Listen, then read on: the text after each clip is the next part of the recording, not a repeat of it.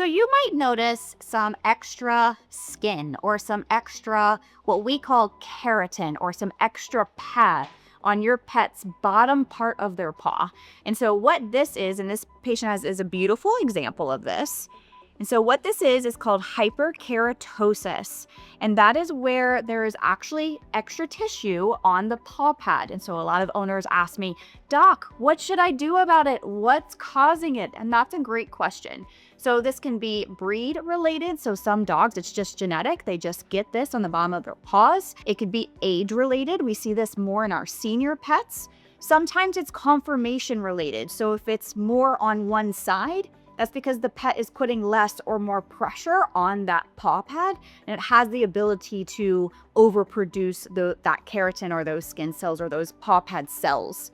With the different diseases that can cause this hyperkeratosis, one of them is distemper, which is a virus. Another one is an autoimmune disease. So you do want to make sure that you are bringing it to the attention of your veterinarian because they are going to run some specific diagnostic testing to make sure your pet is disease-free of the diseases that normally cause this.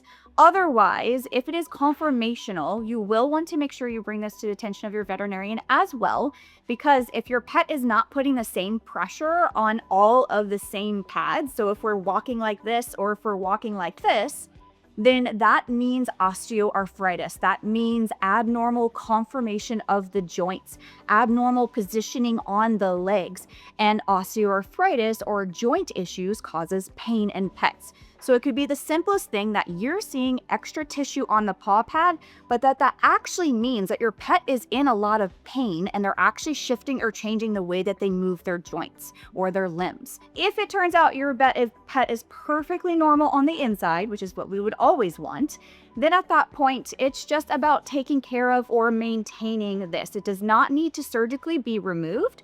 It is something that you can either do like vitamin E oil, or you could do a little bit of a cutback, like you could just trim it if you want to, but you do not need to. Then you just keep, your pet safe and healthy, and there's really nothing else you need to do.